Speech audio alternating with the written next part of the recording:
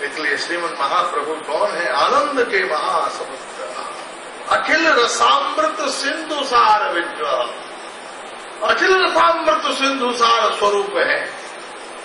और महाराज विष्णु प्रिया देवी उसकी तरंग है और सची मैया उसका अत्यंत आनंद है। अपूर्व भाव से सारे नदियावासी विष्णु प्रिया देवी जब कोई भी बात करती हैं,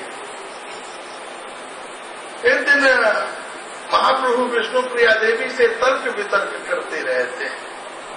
एक संत के सत्संग में हमने सुना, पढ़ा तो नहीं, क्योंकि भाई भाव की तो खीर है, उसमें जो मर्जी हो डालो, केवल तर्क मत डालो, अभिमान मत डालो। हम इतने सब लोग यहाँ बैठे हैं, सब मिलके सोचे हम खीर बनावे, हमारा सब मिलकर खीर, सबका कंट्रीब्यूशन हो उसमें। एक बड़ा भड़ोड़ा रखा, एक मैया आई महाराज मैं दूध ले आई हूँ, बोले डाल दे। एक मैया आई मैं बढ़िया सुंदर चावल ले आई हूँ, बोले डाल दे। एक मैया आई मैं बहुत बढ़िया काजू लाई हूँ, डाल दे। एक मैया आई मैं बहुत बढ़िया चीनी लाई हूँ, डाल दे। एक मैया आई मैं केसर इलायची पिस्ता ले आई हूँ, बोले डाल दे। एक मैया आई महाराज मैं बढ़िया 4 नींबू खरीद लाई हूँ, निचोड़ दो क्या? अरे भैया अपना नींबू अपने पास ही रख, नींबू की एक बूंद भी गिर गई तो खीर बिगड़ जाएगी। उसी प्रकार अपने दिल में श्री कृष्ण के विरह की आग जलाओ और गुरुदेव के चरणों में बैठकर जो पात्रता मिली है उस पात्रता का भड़ोना चढ़ाओ और चारों वेद रूपी धेनुओं के स्तन से निकलने वाला जो कृष्ण प्रेम का दूध है वह उसमें डालो।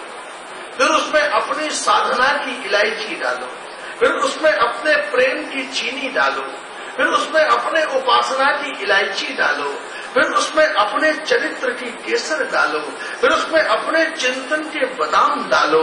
लेकिन सावधान, उसमें अपने अभिमान और अपने कपट का नींबू मत निचोड़ो। जब उस खीर में कपट मिल जाता है तो खीर विकृत हो जाती है। तो महाप्रभु ने विष्णु प्रिया देवी जी से एक दिन पूछ लिया, देवी आप घाट पर कपड़ा धोना ही जानती हो? विष्णु प्रिया देवी भी तैरना जानती थी, वो भी तैरती थी। बंगाल में प्राय एब्रिजन सभी बंगाली महाशय महानुभाव तैरना जानते हैं। यहाँ ताल बहुत है और यहाँ की माताएं भी बहुत तैरना जानती हैं, स्त्रियां भी तैरना, जो ताल बहुत होने की वजह से सब तैरना जानते हैं। तो विष्णु प्रिया देवी भी तैरने में बड़ी निपुण थी। महाप्रभु जाते थे, कभी कभी विष्णु प्रिया देवी तैरती मिल जाती तो संकोच में बाहर निकल आती थी। तो महाप्रभु ने कहा, देवी एक गुण तो मैं तुम्हारा जानता हूँ, 2 गुण तो तुम्हारे अंदर है। एक तो तुमको तैरना आता है, एक बूढ़ों की सेवा, मेरी भैया की बड़ी सेवा करती हो, सेवा भी तुमको करना आता है। लेकिन देवी ये बताओ कि महाराज तुम कुछ पढ़ी लिखी भी हो कि नहीं हो? कि केवल घर के काम में ही बहुत सी माताएं गृह कामे में तो दक्ष होती हैं, सफाई कर लेती हैं, भोजन बना लेती हैं, सब काम, पढ़ाई लिखाई में कमजोर होती है। टेलीग्राम भी आ जाए तो फिर महाराज पति का इंतजार करती है और ऐसे पति महाराज पत्नी की अंग्रेजी में इंसल्ट भी करते रहते हैं, वो बेचारी समझ नहीं पाती। तो गृह कार्य में तो बड़ी निपुण है, लेकिन बेचारी पढ़ी लिखी नहीं। तो प्रभु ने महाप्रभु के गृहस्थ का हास्य था। महाप्रभु ने मुस्कुराते हुए कहा, क्योंकि महाप्रभु महापंडित थे, अच्छा देवी ये बताओ कि तुम कुछ पढ़ी लिखी भी हो क्या? विष्णु प्रिया देवी जी ने मुस्कुराते हुए कहा कि हे स्वामी, बड़े बड़े पढ़े लिखे व्यक्ति आपके सामने आकर अनपढ़ और गंवार हो जाते हैं, तो मैं आपके चरणों की दासी, मैं कहाँ से पढ़ी लिखी? बोले नहीं नहीं, ये टालने वाली बात नहीं करो, वास्तव में बताओ कि तुम कितनी पढ़ी लिखी? बोले मैं तो बहुत साधारण थी, पहले समय में तो घर में ही पढ़ाई होती थी, घर में ही थोड़ा सा मैंने पढ़ा है। अच्छा तुम बताओ कि वास्तव में शिक्षा शिक्षा का परम सार क्या है? बोले शिक्षा का परम सार है हृदय की स्वच्छता। अच्छा, हृदय की स्वच्छता का परम सार क्या है? हृदय की परम स्वच्छता का सार है शुभ चिंतन। अच्छा बताओ, शुभ चिंतन का परम सार क्या है? बोले शुभ चिंतन का परम सार है बोले प्रेम। बोले अच्छा बताओ, प्रेम का प्रत्यक्ष स्वरूप क्या है? बोले कृष्ण। बोले अच्छा बताओ, श्री कृष्ण का व्यापक रूप क्या है? बोले आनंद। बोले अच्छा बताओ, आनंद की घन मूर्ति कौन है? कृष्ण प्रिया देवी मुस्कुराकर सिर झुकाकर खड़ी हो गई। बोले देवी, आदमी स्टेशन तक चला जाए लेकिन उसे ये न मालूम हो कौन सी ट्रेन में मुझे बैठना है, तो उसकी शिक्षा अधूरी है। आप प्रेम तक तो पहुंच गई, श्री कृष्ण तक पहुंच गई, आनंद तक पहुंच गई, लेकिन आनंद की घन मूर्ति कौन है यह तो आपने बताया नहीं, आपको पता ही नहीं है। आप तो बिल्कुल, आपकी पढ़ाई जो है वो महाराज यूजलेस है, बढ़िया पढ़ाई आपने नहीं की। विष्णु प्रिया देवी बोली मैं जानती हूँ। अरे जानती हो तो बताओ, ऐसे सिर झुकाने से थोड़ी ना होता है कि मैं जानती हूँ। बोले नहीं मुझे पता है। बोले मुझे तो नहीं मालूम कि मुझे, आपको पता है। आप बताइए कि आनंद, श्री कृष्ण आनंद घन मूर्ति है, तो श्री कृष्ण के आनंद की घन स्वरूप चेतना आपके जीवन में कहाँ अनुभव होती है? विष्णु प्रिया देवी ने मुस्कुराते हुए कहा कि श्री कृष्ण के आनंद की कोई घन मूर्ति है तो नवद्वीप में रहने वाले निमाई पंडित हैं। महाप्रभु आनंद में प्रसन्न हो उठे, क्योंकि विष्णु प्रिया देवी अपने आनंद को कभी व्यक्त नहीं करती। इतनी शालीन, इतनी कुलीन, इतनी सकुचाई, इतनी शर्माई, अपने सदैव गुंठन में समुपस्थित रहती।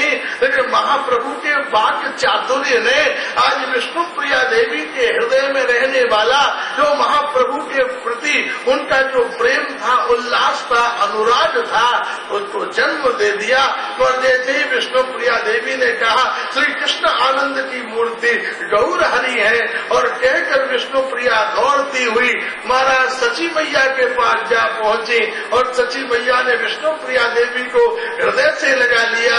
महाप्रभु भी पीछे पीछे पीछे पीछे दौड़ते हुए गए। सची मैया ने कहा निमाई तू बहू को परेशान कर रहा है। वो बेचारी दौड़ती हुई यहाँ आ गई। बोले मैया मैं बहू को परेशान नहीं कर रहा हूँ, मैंने चोरनी को पकड़ लिया है, एक चोरनी को पकड़ लिया है। अच्छा हमारे घर में चोरनी कौन है? बोले तेरी बहू ही सबसे बड़ी चोरनी है। क्यों? बोले कृष्ण ने गोपियों का माखन चुराया और तेरी बहू ने कृष्ण का माखन चुरा लिया है। तेरी बहू कृष्ण के माखन जो चुराकर तेरी गोदी में आकर बैठ गई है, क्योंकि कृष्ण नवनीत क्या है? कृष्ण प्रेम। भगवान का माखन क्या है? बोले भक्त का हृदय। भगवान क्या चुराते हैं? माखन नहीं चुराते, भक्त हृदय चुराते हैं। महाप्रभु के गृहस्थ की यह एक झांकी है। महाप्रभु विष्णु प्रिया देवी की अत्यंत आनंद में, सची मैया की अत्यंत प्रसन्नता में महाप्रभु अत्यंत समुदित हैं, समुपस्थित हैं। लेकिन महाप्रभु कभी कभी बहुत गंभीर हो जाते हैं, कभी बहुत प्रसन्न हो जाते हैं। प्रसन्न इसलिए हो जाते हैं कि अब मेरी मैया स्वस्थ रहेगी, उसे अनुकूल बहू। तो अत्यंत संकोच था कि महाप्रभु को कैसे गया यात्रा पर भेजे, लेकिन क्योंकि पितृऋण का पूर्व पुरुषों की गति का संबंध था, इसलिए सची मैया ने आज्ञा दी निमाई जाओ। कुछ विद्यार्थी भी महाप्रभु के साथ उस यात्रा पर हो लिए, भटनीपति भी महाप्रभु के साथ चले और महाप्रभु नवद्वीप से लंबी यात्रा करते हुए गया में पधारे। गया में आकर महाप्रभु ने जब मधुसूदन भगवान के सुमधुर स्वरूप का दर्शन किया तो वहां के जो पुजारी गण थे, उनकी जो पूजा पद्धति थी, उनका जो व्यवहार था, दर्शनार्थियों के प्रति जो उनका कठोर स्वरूप था, उसको देखकर महाप्रभु के जो विद्यार्थी थे उनके मन में ब्राह्मणों के प्रति एक अवज्ञा का भाव उदित हो गया। महाप्रभु उनके हृदय का शोधन करना चाहते थे, क्योंकि जिसके हृदय में प्रेम हो, उसके हृदय में किसी भी प्रकार की अवज्ञा, किसी भी प्रकार का दोष उसके प्रेम को नष्ट कर देता है। दूध अत्यंत विशुद्ध है, लेकिन उसमें कोई भी वस्तु गिर जाए तो जैसे उसमें विकृति आ जाती है, ऐसे ही प्रेम भी अत्यंत विशिष्ट है। थोड़ी सी शिकायत, थोड़ा सा द्वेष, मोह, काम हमारे प्रेम को विकृत कर देता है। जिसके हृदय में प्रेम हो, उसके हृदय में घृणा कहां से आ सकती है? एक संत ग्रंथ पढ़ रहे थे और उसमें लिखा था सबसे प्रेम करो, और जब वो आगे बढ़े तो उसमें लिखा हुआ था कि काफर से घृणा करो। उन्होंने पेंसिल से उस लाइन को काट दिया। एक दूसरे संत ने जब उस ग्रंथ को पढ़ा तो उसने कहा, ये कौन सा व्यक्ति है जिसने शास्त्र के अंदर संशोधन कर दिया और इस लाइन को काट दिया? तो महाराज वो राबिया नाम की संत थी, उससे पूछा कि तुम्हारी इतनी हिम्मत कि तुमने इस पुस्तक के ऊपर संशोधन कर दिया? बोले, संशोधन नहीं, ये मेरी स्थिति है। पहले तुम कहते हो कि सबसे प्यार करो और फिर तुम कहते हो कि काफर से घृणा करो। ये दोनों बातें कैसे संभव हो सकती हैं? घृणा करने के लिए दिल में घृणा रखनी ही पड़ती है, और मेरा दिल प्यार से इतना भर गया है कि उसमें घृणा रखने की गुंजाइश ही नहीं है, जगह ही नहीं है। अब मुझे कोई गाली दे तब भी मैं उससे प्रेम करूंगी, कोई मुझे नफरत करे तो भी मैं उससे प्रेम करूंगी, नहीं तो घृणा करने के लिए घृणा रखनी ही पड़ती है, और मेरे दिल में अब घृणा को रखने के लिए कोई स्थान नहीं है। इसलिए जहां सूर्य होता है वहां अंधकार नहीं होता। इसलिए महाराज जीवन का वास्तविक सत्य यही है, प्रेमा पुमर्थो महान। और महाप्रभु ने अपने विद्यार्थियों के हृदय का शोधन करने के लिए एक लीला की कि महाप्रभु जहां ठहरे हुए थे वहां पर पधारे, और वहां आकर महाप्रभु अस्वस्थ हो गए। पूरे शरीर में बहुत पीड़ा, और महाराज महाप्रभु को बहुत तेज ज्वर चढ़ गया। महाप्रभु का शरीर बहुत गर्म हो गया। विद्यार्थी बड़े चौंके, देखे भगवान आप अस्वस्थ हो गए, आपके स्वास्थ्य का परम औषधि क्या है? आपके उपचार के लिए कौन से वैद्य को बुलाया जाए?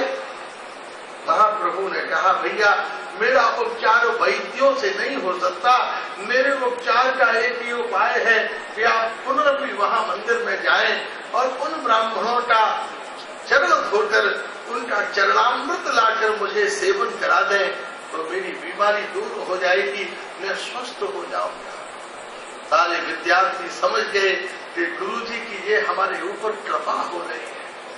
हमारे मन में जो ईर्ष्या आ गई है, निंदा आ गई है, द्वेष आ गया है, वो उससे हमें मुक्त करना चाहते हैं। हर व्यक्ति की अपनी जीवन पद्धति है, हर व्यक्ति की अपनी जीवन शैली है।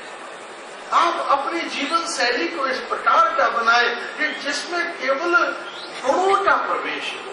आप अपनी खिड़की पर एक जाली लगा देते हो, शुद्ध हवा आती रहती है, मक्खी मच्छर कीड़े वहां रुक जाते हैं। ऐसे ही हमारा विवेक भी इस प्रकार का होना चाहिए जिसमें महत्ता हो गुण की, जिसमें महत्ता हो औदार्य की, जिसमें महत्ता हो सेवा की।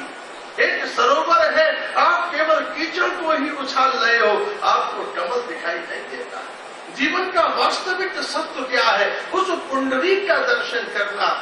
मक्खी और मच्छर और भौरा तीनों एक साथ उड़ते हुए सरोवर में पहुंचे, तो वहां पहुंचते ही मक्खी और मच्छर कीचड़ पर चले गए और भौरा कमल पर चला गया।